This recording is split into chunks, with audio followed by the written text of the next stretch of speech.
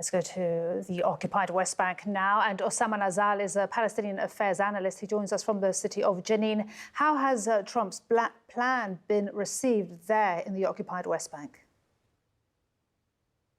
Really, the plan uttered by the American president is very complex, and even it is very difficult to understand, as there are a lot of conflicting points, especially when we read the written points of the plan and when we listen and watch the press conference held by Donald Trump and Benjamin Netanyahu.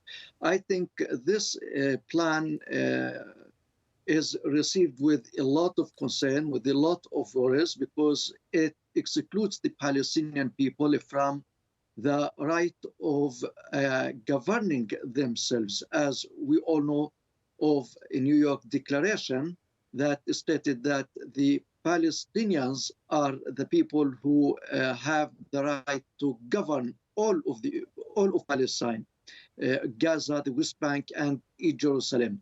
While this plan is talking about international members of a board in which the Palestinians are not going even to have a minimum representation. At the same time, it does not provide any guarantee for permanent stoppage of the Israeli genocidal war against the Palestinians in the Gaza Strip. And the Israeli Prime Minister at the same time talked about a modest pullback for the Israeli forces from Gaza and the Israeli intention of maintaining a security zone within Gaza. So a lot of conflicting points, a lot of conflicting statements.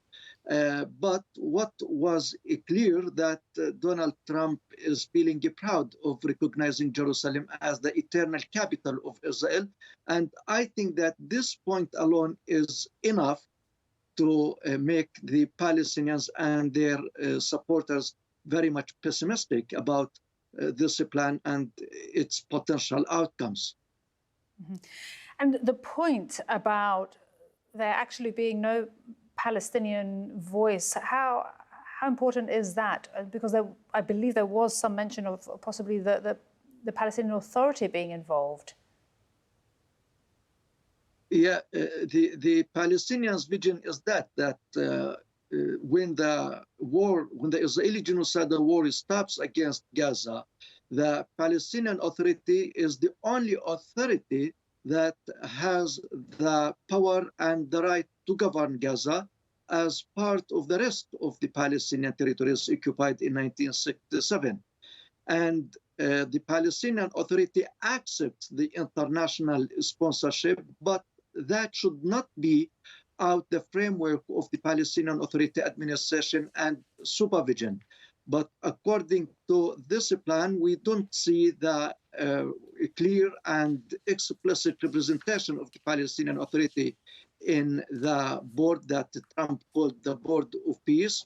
And it doesn't include any guarantee that even after the mandate of this board expires, the Palestinian Authority is going to govern Gaza as part of the rest of the occupied Palestinian territories. So this plan, I think it is like a capitulation pact that is enforced by the Israeli occupation government on the Palestinian people, and it excludes the Palestinian Authority and its right to govern just in accordance with Oslo Accord that was signed in the White House.